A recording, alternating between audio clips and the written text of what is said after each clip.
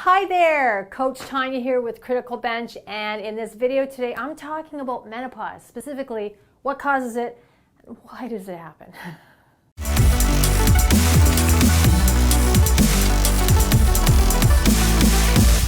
All right, so menopause. Well, for those of you ladies watching the video, a lot of you know essentially what menopause is. It's a phase. Okay, it is a phase, but I'm going to take it a step further, and I'm going to say to you, this is a natural transition. It's natural and it's normal.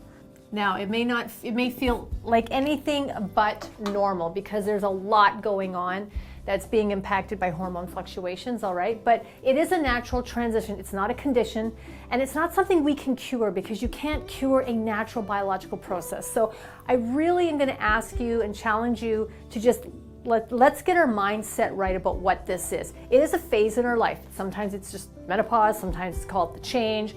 There's probably some other very colorful words that people use to describe it, but it's a normal transition, and it's something that you're going to experience and go through. Now, in this video, I'm referring to natural, normal menopause as far as women who have what would be considered normal reproductive systems and hormonal levels in normal range. There are definitely outliers, artificial and premature menopause, but that's not something I'm discussing in this video because that's a whole other arena with a whole other list of reasons why, implications, impacts, effects, and protocols as far as how to deal with that, okay? We're just discussing menopause as it happens. Now,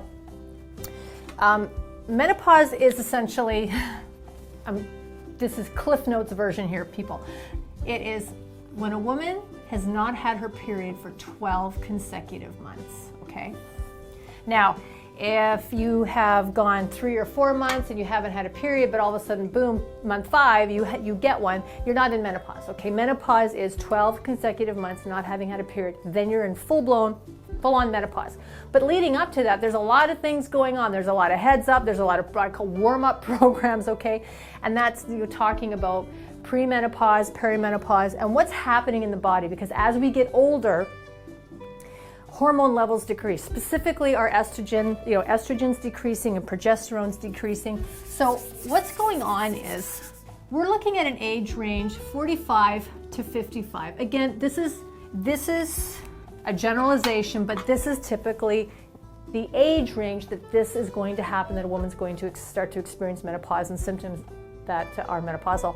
And estrogen levels are decreasing, and they're not decreasing in a gradual, progressive, sort of measurable amount each day, each week, each month. Menopause, there's nothing linear about menopause. It's very dynamic. And hormone levels, they're decreasing, but they're also fluctuating, which is why when going through menopause, women can feel like they're experiencing massive extremes in the symptoms, very, very extreme in a given day, let alone a given week and a given month, all right? So what causes it is hormone decrease, the decreasing level of hormones and decreasing level of hormone production.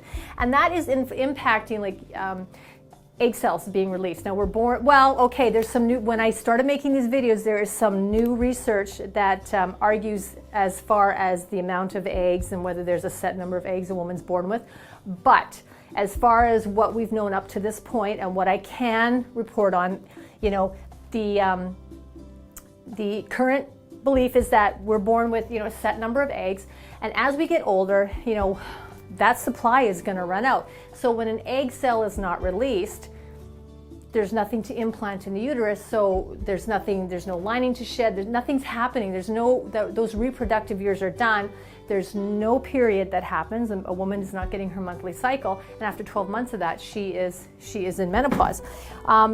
So that's, what causes it, why does it happen? But I want to leave you with this, and that is for all of the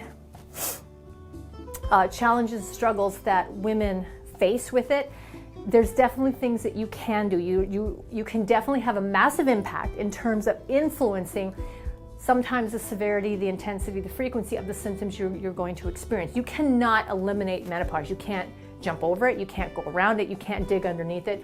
It's something that you're going to experience, but you do have a role and you do have a say in what that experience is going to be like to an extent.